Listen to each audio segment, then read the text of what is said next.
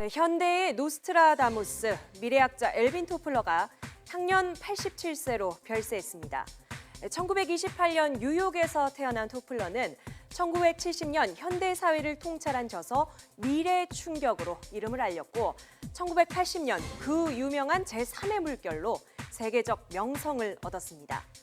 당시 토플러가 내다본 21세기 미래 사회, 지식 자본을 기반으로 한 고도의 정보화 사회였죠. 2016년 현재 바로 우리가 살아가고 있는 이 사회입니다. 자, 그런데 토플러가 지난 2001년 6월, 그러니까 정확히 15년 전 한국 사회에 남긴 예언이 있었습니다. 고 김대중 대통령에게 건넨 위기를 넘어서 21세기 한국의 비전이라는 보고서인데요. IMF를 전후한 한국 사회를 6개월 동안 연구해 내놓은 보고서입니다. 어떤 내용이 담겨 있었을까요? I believe that Korea needs to commit itself again to leap forward, this time from a 20th century economy, a 20th century industrial economy, to a 21st century knowledge-based new economy. 비합적인 경제 도약을 이루던 우리나라는 어쩌다 IMF라는 경제 위기를 맞게 됐던 걸까요? 토플러는 그 이유를 우리가 여전히 산업화 시대 경제 발전 모델만 쫓고 있었던 데서 찾았습니다. 1990년대 세계는 이미 미국을 중심으로 새로운 가치, 신산업 창출에 나서고 있었던 겁니다. 자, 이런 토플러의 지적이 뼈아팠던 이유가 있습니다. 그는 이미 이보다 4년 앞서 한국을 방문해서 이러한 변화에 대해서 예고한 적이 있습니다. That it is not possible to play the export game forever for any country. The export situation is going to become more and more difficult in the future. There are more and more producers. And unless you are producing products that are unique, that are new, that have some value that others cannot provide. 결국 경제 위기를 겪어야 했고 그 위기를 어렵게 극복해낸 대한민국. 토플러는 2001년 보고서의 서문을 이런 말로 시작하는데요. 한국은 지금 선택의 기로에 있다. 그 선택은 현재의 모든 한국인뿐만 아니라 향후 수십 년 동안 자손들에게도 영향을 미칠 것이다. 바로 종속국가로 남느냐, 선도국가로 앞서가느냐의 중대 기로를 가리킵니다. If Korea makes the decision to launch itself fully into the third wave, it will make a spectacular leap, at least as great as the one that it made starting in the 1960s. 실제로 우리나라는 세계적인 정보 인프라를 구축하면서 제3의 물결에 어느 나라보다 성공적으로 진입했습니다. 그렇다면 우리는 선도국가일까요? 아직 자신 있게 말할 수 없다면 15년 전 엘빈 토플러가 남긴 다른 조언을 살펴볼 필요가 있는 것 같습니다. 기업은 덜 집중화되고 덜 관료화되며 덜 수직화된 형태로 변화해야 한다. 정부의 개혁이 필수적이다. 유연하고 수평적인 조직으로 탈바꿈할 필요가 있다. 2016년 대한민국, 15년 전으로부터 얼마나 달라졌습니까? 그의 조언이 아직도 울림을 주는 이유는 우리에게 여전히 비전이 남아있고 그 비전을 이루기 위한 과제가 남아있기 때문일 겁니다.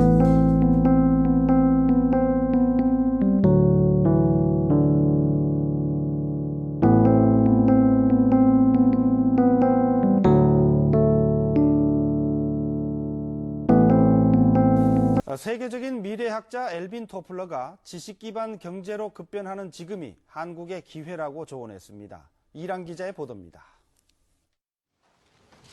엘빈 토플러가 바라보는 미래는 한마디로 급변하는 지식 기반 사회입니다. 특히 생산과 소비를 동시에 하는 이른바 프로슈머가 생겨나면서 세계 경제는 큰 영향을 받을 수밖에 없다고 설명했습니다. People create economic value without money. The second economy has a big impact on the first economy, but it is not studied very well by the economists. 가장 대표적인 예가 리눅스. MS 윈도우 대안으로 핀란드의 한 젊은이가 만들어낸 이 소프트웨어는 화폐가 거래되는 경제활동이 아니었지만 만들어짐과 동시에 전 세계에 영향을 미쳤습니다. 토플러 박사는 이런 지식 기반 사회를 이루기 위해서 한국은 변화를 받아들여야 한다고 충고했습니다. Korea will not get the full advantages of the technological revolution if it doesn't also make a social and institutional set of changes. 무엇보다 창의성에 주목해야 한다고 강조했습니다. You cannot reform the schools, you must replace the schools. And that is the challenge for Korea. 일본은 변화에 저항하고 있고 중국은 변화에 따른 내부적 갈등이 심화되고 있다며 한국은 지금이 기회라고 말했습니다. It's ready to make change much more easily and rapidly than most other countries. 변화에 대한 준비는 이제 한국의 몫으로 남았습니다. KBS 뉴스 이랑입니다.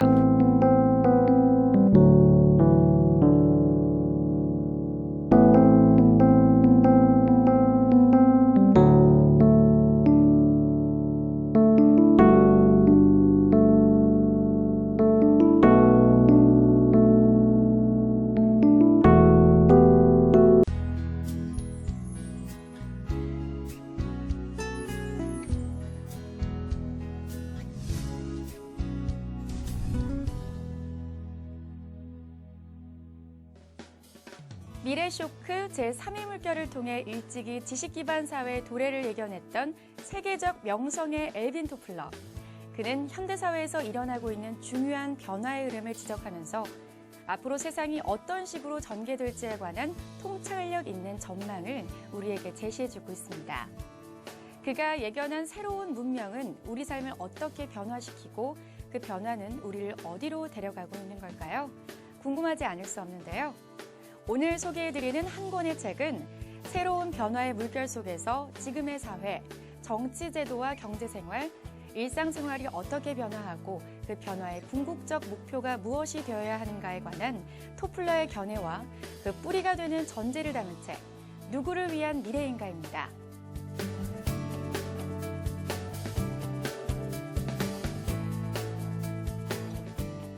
엘빈 토플러는 세계에서 가장 유명한 미래학자입니다. 이 책은 토플러가 미국의 한 독립출판사와 인터뷰한 내용을 토대로 만들어졌는데요. 일부 예견에서는 경제적 격변과 노동의 미래와 같이 토플러를 처음 접하는 독자라면 반드시 알아야 할 핵심 내용과 함께 그의 다른 책에서는 거의 언급되지 않았던 미래 사회에서의 자본주의와 사회주의의 의미, 여성에게 요구되는 새로운 역할, 사회적 소수자 등의 권리에 대한 그의 견해를 다루고 있습니다. 2부 전제에서는 토플러가 지금과 같은 미래의 학자가 될 수 있었던 배경은 무엇이고 자신의 연구를 위해 서로 다른 분야의 아이디어와 정보를 어떻게 구조화하고 미래의 변화 모델을 어떻게 만들어가는지 그 방법론을 살펴봅니다. 산업 문명이 역사의 뒤안길로 저물어가고 컴퓨터와 스마트폰, 인공위성과 영상통신과 같은 제3의 물결 산업들이 부상하고 있는 지금, 가난하고 힘없는 사람들은 지금까지 그래왔던 것처럼 여전히 소외되어서 다가오는 미래를 그저 깨지지 않는 유리창 너머에서 방관만 하게 될까요? 아니면 새로운 문명에서 환영받는 사람들이 될까요? 토플러는 제3의 물결이 거세게 닥쳐올 때 어려움에 처하는 것은 소수자들만이 아니라고 말합니다. 우리 모두가 전혀 새로운 문화에 직면하게 된다고 말하고 있죠. 누구를 위한 미래인가? 이 책은 우리를 기다리고 있는 단 하나의 미래란 없으며 다양한 가능성이 존재할 뿐이라고 말합니다. 그리고 우리들에게 오늘날 펼쳐지고 있는 변화의 흐름이 무엇이고 그 흐름에 동참하기 위해서는 어떻게 해야 하는지에 관한 폭넓은 안목을 제공해 줍니다. 우리는 이 책 속에서 예지력 넘치는 지혜와 이 세상에 대한 무한한 애정을 지닌 세계적 석학과 마주할 수 있게 될 겁니다.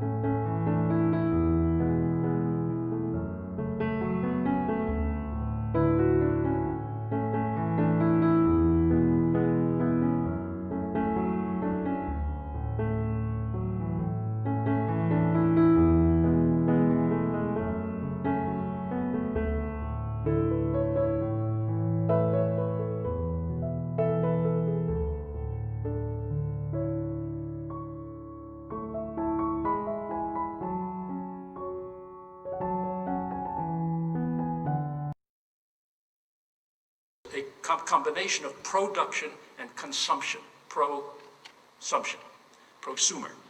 And that is the narrowing or the blurring of the boundary between the producer and the consumer.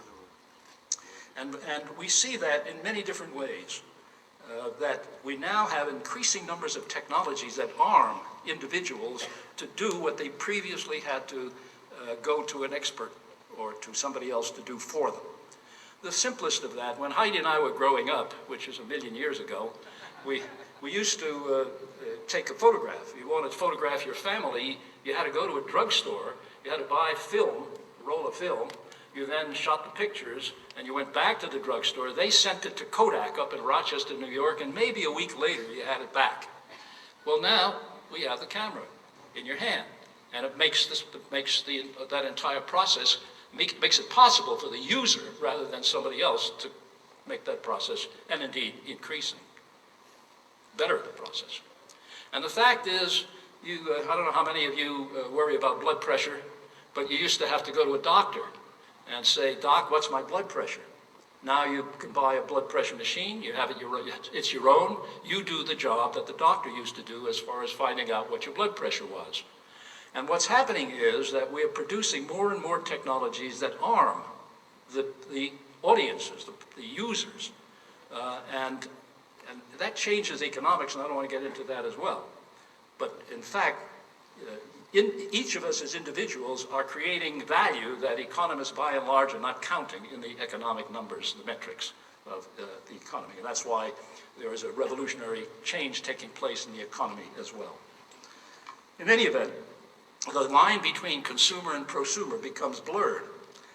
And this suggests an approaching future in which viewers, in quotes, manipulate TV programs and storylines. Maybe they change the looks of the star from blonde hair to black hair or red.